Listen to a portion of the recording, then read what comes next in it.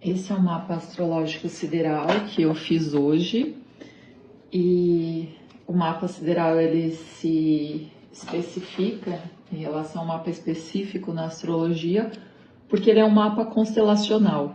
Isso quer dizer que todas as constelações aqui representadas na mandala astrológica possuem o seu tamanho correspondente ao tempo e número de graus que o Sol passa em cada constelação. Por exemplo, aqui a gente tem a constelação de Gêmeos.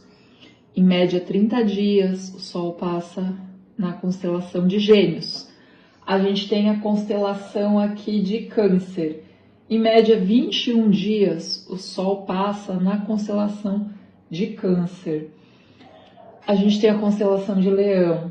O Sol passa nesse local, passa nessa constelação por, em média, 37 dias, Virgem aqui 44 dias, Libra 22, Escorpião, olha que peculiar, aqui entre 7 e 8 dias.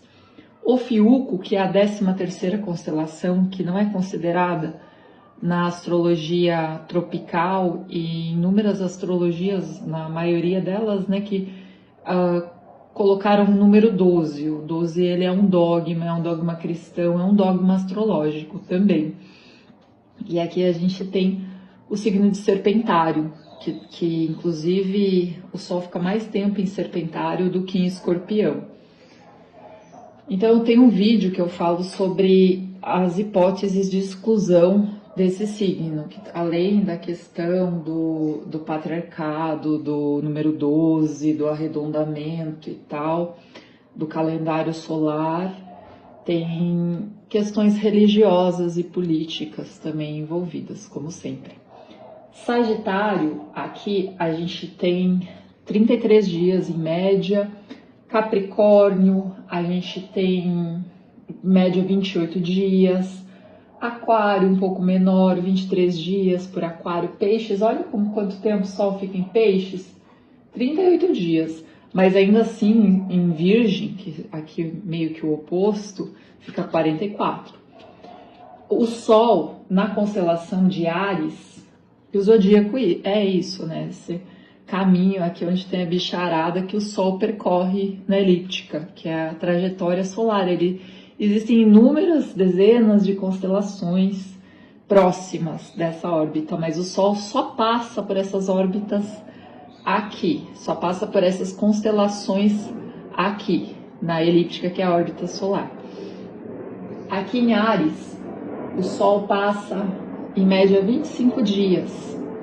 Inclusive a pessoa que eu fiz um mapa na astrologia tropical, ela faz aniversário hoje, 25 de abril, ela seria uma pessoa considerada de Touro, porém o Sol dela, o Sol hoje, dia 25 de abril, está em Áries, e a gente considera as posições reais, certo? Essa é a diferença da astrologia sideral. Touro também é uma constelação já maiorzinha, que tem 38 dias também, igual Peixes, elas têm o mesmo tamanho. E esse é o trabalho paralelo que eu faço com a clínica. O que significa essa mandala? Qual que é a importância dela? Não é encerrar um diagnóstico, olha, isso aqui é você, pessoa que eu fiz o mapa. Não, jamais, em hipótese nenhuma. Mas aqui é um mapa sobre as suas tendências e tendências para serem pensadas, questionadas e investigadas. Esse marco aqui, que é o marco do ascendente, é o marco da hora que a pessoa nasceu. Então aqui abre-se a consciência, o caminho da consciência inicia aqui. E aqui a gente está no ápice dela. E aqui a gente volta para esse apagamento. Então aqui, o que a pessoa, a mãe dela, aspirava para ela, esse nascimento assim veio de uma dor, de uma aspiração profunda dessa mãe. São coisas que a gente olha nesses aspectos aqui, casa 12 e 13, na astrologia sideral, tem esse inconsciente mais profundo e transcendental, que envolve esse portal entre os dois mundos, o encarnatório, e envolve esse portal que é a casa 13, que é outra coisa que eu trago para as pessoas nos meus atendimentos e nos mapas que eu desenho e calculo. A casa 1, então, é um marco da personalidade, é uma característica que a pessoa, é a forma que ela vai fazer as coisas, a forma que ela funciona melhor, porque acaba funcionando muito esse ímpeto inicial, esse ímpeto de quando a gente aceita a vida, seja por um impulso, por algo mais profundo, por uma conexão voltada para fora, para o mundo, para o objeto, ou uma impossibilidade de se conectar a esse objeto, esse mundo externo, a esse outro, que seria esse polo oposto, que aqui existe muita caminhada para a gente chegar no outro, porque aqui a gente está num caminho de construção do eu, que também corresponde a essa fase inicial de nascimento. Aqui a primeira relação com o outro tem a ver com a relação da casa 2, que é uma relação de troca, de eu dou e tu dá. Eu empresto e tu empresta, daí de repente eu sinto que você está ficando demais, daí eu quero de volta. E também isso impacta na nossa vida financeira, na forma que a gente lida com o dinheiro, com as trocas, com o ganho, com a possibilidade de ganho, doar-se e receber. Receber também. Receber é também importante, ainda mais tendo um signo aqui de câncer feminino, que está muito voltado para o doar. A gente tem que olhar para essa esfera do receber. Como que está essa esfera do receber? Leão na casa 3 da comunicação aqui, maravilhoso, assim, vai aprender a se colocar, a ocupar o seu lugar, assim, sem precisar gritar e conquistar as coisas ao grito. Aqui as coisas são diplomáticas também, até porque a gente tem uma lua em Libra aqui na casa 5, que é a casa do brilho pessoal.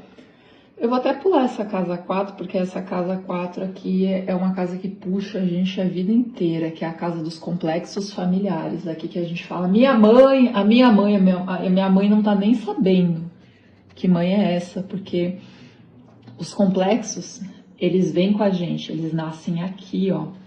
E tá aqui, tem uma fronteira que é quase inconsciente, pré-consciente, e aqui a gente tem Plutão. Então, assim, pode trazer muita coisa aqui de absorção, assim, que a gente traz, né, desse âmbito familiar. Tem pessoas que se impactam e se abalam mais com eles e ficam, às vezes, até presas nele. Então, isso precisa olhar.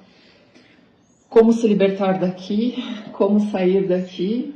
Muita terapia, muito autoconhecimento, muito apropriação de si, muito habitar-se, construir esse eu, essa identidade, esse sentido próprio de bússola de verdade. E isso a gente precisa de chão, precisa de caminho, né? Então aqui a gente tem, depois da casa 5, tem a casa 6, que é a casa que fala de saúde. Aqui tem Saturno que cobra o exagero, que coloca às vezes restrições. A gente tem também Urano trazendo a marca da autenticidade, de encontrar as coisas que fazem sentido. Isso às vezes leva um tempo, né, para esse desenvolvimento aqui, para ir para essa fase assim mais do limite, né, mais patriarcal, que pode impactar bastante aqui. Casa 7 é quando a gente olha para o outro, assim, para além do nosso narcisismo, que a gente sabe que nossa pele é narcísica, o que nos separa do outro, que cria um espaço meu e o outro, e também através do nosso narcisismo a gente cria as narrativas e é levado para constelar aspectos nossos aqui chamados, na casa 7 a gente fala também do ânimos, nas pessoas que se identificam como mulheres, e ânima, as pessoas que se identificam como homem. Então a gente encontra esses polos opostos, o não eu, o que eu não sou. Aqui é a casa do outro.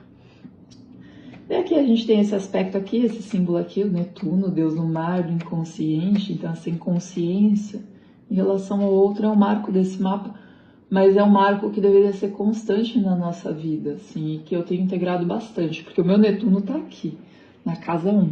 Então tem aspectos do meu eu que eu não acesso de forma consciente, eles são inconscientes de forma consciente. Complexo, né? Mas para a pessoa que tem Netuno na casa 1 é algo que é uma constante. Tem Marte também, esse conflito que vem através do outro, como a gente vai lidar com esse conflito, como a gente vai entender esse conflito, talvez através desse Netuno, entender que eu não vou mudar o outro não me muda, não vem de fora. E isso volta a questão para mim, para casa 8, autorresponsabilidade, os baús, organização, os padrões mentais que influenciam a minha psique, que atrapalham. Talvez essa reflexão de Capricórnio aqui na casa 8. Casa 9, casa de permissão, possibilidade, morar em outros países, fazer coisas inusitadas aqui em Aquário, por exemplo. A gente tem a Vesta aqui, que é a deusa da sabedoria, que eu também incluo nas minhas leituras. Os asteroides, que tem Urânia, Vesta, a gente tem Quiron aqui, Psique, também é um asteroide, que são aspectos femininos, que também estavam nesse momento que ela nasceu, estavam presentes próximo dessa órbita que o Sol, que o céu se apresentavam. Então, a gente tem aqui Júpiter, por isso foi um grande favorecedor aqui, para a pessoa investir em si, acreditar mais nela, acreditar no potencial dela e avançar para coisas novas, sair do previsto, do pré-meditado, do que esperam dela. E aqui a gente tem Peixes na casa 10, Mercúrio em Peixes, a gente não precisa nem falar em Mercúrio retrógrado, né? Quando a gente tem essa posição aqui, que é, sim, é um Mercúrio constantemente retrógrado. Então a pessoa precisa entender de que formas ela funciona. A minha função não é tão pensamento racional, embora eu seja, assim, extremamente racional nesse mapa aqui. A minha casa 1 em Gêmeos é uma pessoa muito inteligente, inclusive. Porém, para algumas coisas aqui, ela vai ver de outra forma. Isso significa Mercúrio retrógrado.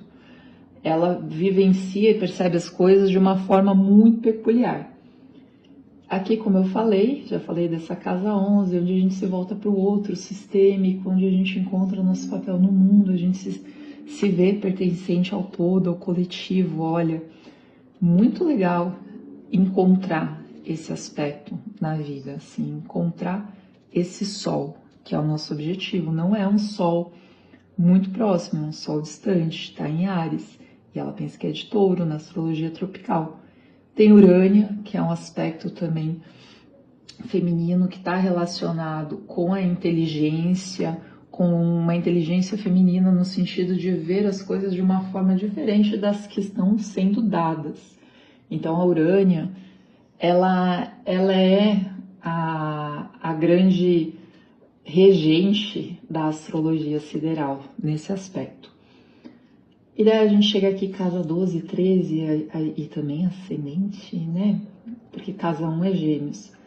A gente tem touros e Vênus em domicílio aqui, tem um erotismo profundo, muito forte, um prazer que nunca pode se perder aqui de ser quem se é, de pertencer a si, ao seu próprio corpo, à sua história. E a psique aqui nessa linha do ascendente também trazendo esse marco, assim, esse marco e essa força para andar e se desencontrar, mas não se perder de si, não se perder do sentido de si, poder viajar, voar, ter, como eu expliquei para essa pessoa, a gente tem muitos aspectos aqui que são ambíguos e contraditórios, e a gente se depara com vários deles e não se define por nenhum deles. Ninguém é o Sol, ninguém é a Lua, ninguém é um aspecto. Por isso, quando a gente fala em astrologia sideral, não é só signo, meu signo. Não, a gente fala de um monte de aspectos que se relacionam e esse eu, esse céu que eu trago no meu nascimento, se relaciona com o céu que se apresenta nesse momento, com o céu das outras pessoas. Então, a astrologia sideral é autoconhecimento. E se você tem interesse de receber esse desenho e uma análise mais profunda, que essa que eu fiz aqui, do seu mapa, entre em contato. Entre em contato, Raquel Vanessa Franz, psicoterapeuta junguiana, e da página Alma Fala Terapias, que eu trabalho com diversas abordagens, como eu expliquei na clínica. Eu não trabalho com o mapa astral, embora esses aspectos pairem, surjam, apareçam de diversas formas.